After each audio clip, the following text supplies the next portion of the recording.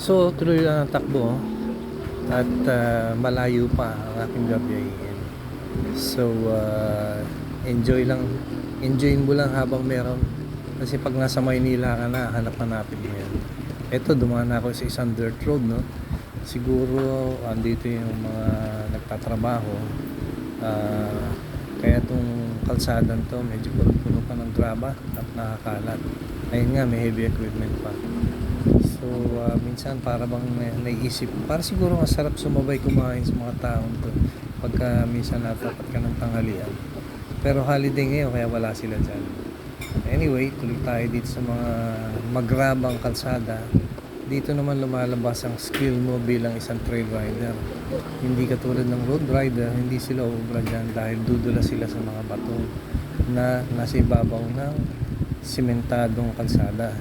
So dito napapractice yung skills mo ng braking using your front brakes at saka rear brakes.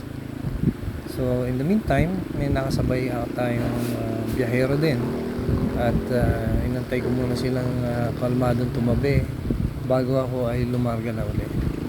So tuloy ang ligaya.